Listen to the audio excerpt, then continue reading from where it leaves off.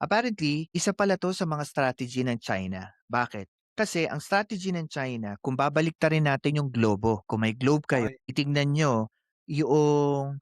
niyo yung mapa ng China from the northern side, makikita niyo doon that after you go down to South China Sea, bababa ka ng Strait of Malacca, halos lahat 'yan from Malaysia, Indonesia, Singapore, Philippines, Taiwan, South Korea, and even Japan are all included under the Western influence umbrella. Uh, uh, sa Asian continent side. And alam natin that China have a lot of problem with regards to resources.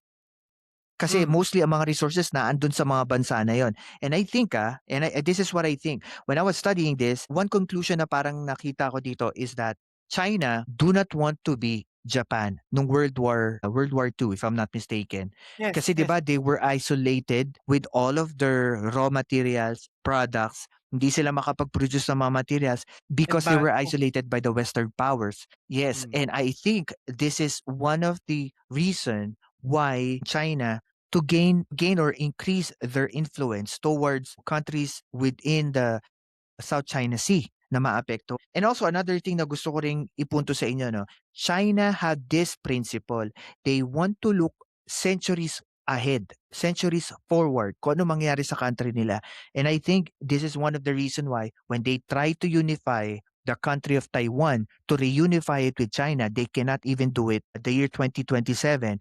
Patunayan nila that they cannot kasi mataas ang resolve ng Taiwanese people mm, against China. So ang ginawa hmm, nila, they go over to the West Philippine Sea na apparently, sabi nga na tayo yung low bearing fruit sa Asia.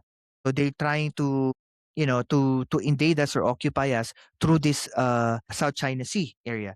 Um siguro ang gusto kong i-impart sa lahat ano kasi we're reaching our 1 hour mark. I would like to know, Kuya Nerve, okey. what is your advice sa tao, sabihin na natin yung mga tao na hindi naman inclined politically, hindi nanonood ng political blog or hindi sila inclined sa mga updates about sa politics. How can you or what is your advice for them about this issue, especially fake news and disinformation about West Philippine Sea?